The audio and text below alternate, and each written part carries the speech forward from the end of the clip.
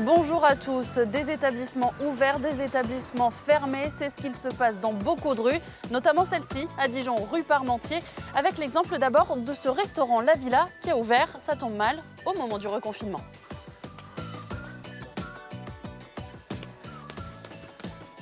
Bonjour Florian. Je ne sais pas si je dois vous demander comment ça va, vu le contexte. Compliqué, mais on essaie de garder le sourire. Compliqué parce que du coup le restaurant a ouvert juste avant le reconfinement. Tout à fait. 2 jours après l'ouverture, on a eu le couvre-feu. Et ensuite, 4-5 jours après, confinement total. Alors que c'était un nouveau concept qui arrivait à Dijon, là vous comptiez sur un afflux massif de clients dès le début, j'imagine. Tout à fait. En plus, on avait fait pas mal de communication et c'est un lieu emblématique de la ville de Dijon. C'est quand même une maison classée au monument historique, le cadre est magnifique, donc il y avait tout pour réussir. Ceci dit, vous continuez de travailler, de proposer quand même quelques plats donc en livraison. Oui, tout à fait. Donc on a dû s'adapter parce que la carte ne s'y prêtait pas. Donc toute une logistique derrière qu'on n'avait pas mise en place. Ah oui. Il y a beaucoup de clients ici, il y a aussi beaucoup de salariés. Ça donne quoi en temps normal En temps normal, on est 6 salariés. Donc chômage partiel pour vous, pour tous les employés? Pour tous les employés. Bon, restons positifs quand même puisque vous continuez de travailler. On peut peut-être aller voir en cuisine ce qu'il en est. Oui, tout à fait.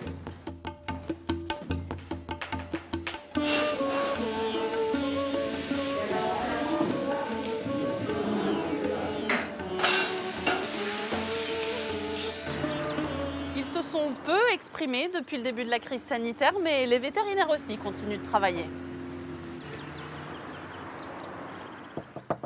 Oui.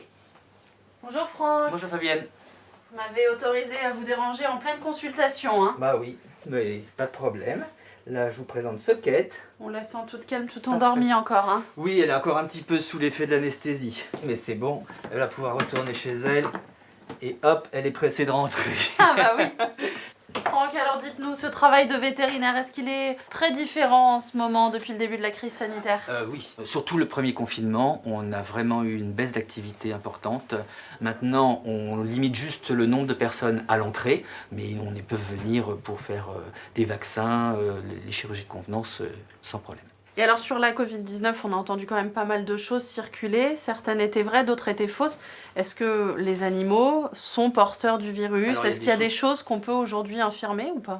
Alors, on sait que les animaux de compagnie peuvent attraper le virus, mais ils ne sont pas transmetteurs à l'homme. Et sur l'aspect des vaccins, moi j'ai entendu pas mal de choses aussi, ou des tests. En fait, les laboratoires vétérinaires font des tests PCR pour d'autres maladies, et donc ils ont un équipement et une technicité qui permettrait de faire ces tests, tout comme on avait proposé du matériel de réanimation, des respirateurs, des choses comme ça, puisqu'on est équipé, on aurait pu participer, aider.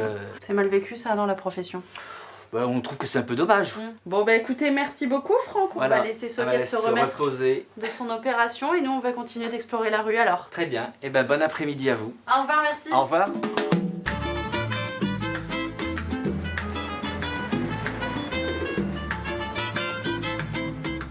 Allez, on termine rue Parmentier avec quelque chose d'un petit peu plus léger à emporter également et à boire avec modération. Mais je dois vous avouer que je trouve ça bon. C'est ici avec Jorge. Un mojito bien frais, tout droit venu de Cuba, hein, Jorge? Bien sûr que oui. C'est le concept que vous avez trouvé, vous, pour faire face à la crise, ces cocktails à emporter. Tout à fait, on essaye vraiment de s'en sortir comme on peut. Vous êtes parmi les secteurs les plus en difficulté. Tout à fait. Ça, des cocktails à emporter, c'est insolite, ça fait sourire, mais est-ce que véritablement ça vous aide à conserver une activité, un chiffre d'affaires? Pas vraiment, mais bon, ça permet quand même justement de garder ces contacts avec les clients. Et voilà, on ne reste pas dans l'oubli. Garder un contact avec la clientèle? Très important, très important. Eh oui. Je suis très content et très touché parce que même au quartier, même ma rue, mes voisins, ils viennent me voir, voilà, en passant des commandes, en me soutenant, les habitués dans une situation un petit peu vaste, mais on essaye quand même de tenir. Je vais jouer le jeu, Jorge, avec mon petit cocktail à emporter. Merci et puis, beaucoup. ça me permet de bien clôturer ma petite balade aujourd'hui rue Parmentier. On n'oublie pas que ça, c'est avec modération. On fait bien attention à nous, chez nous et pour nos proches. Et puis, espérons revenir danser ici à l'occasion. Hein. Merci beaucoup, muchas gracias. Muchas gracias. De nada. Ciao.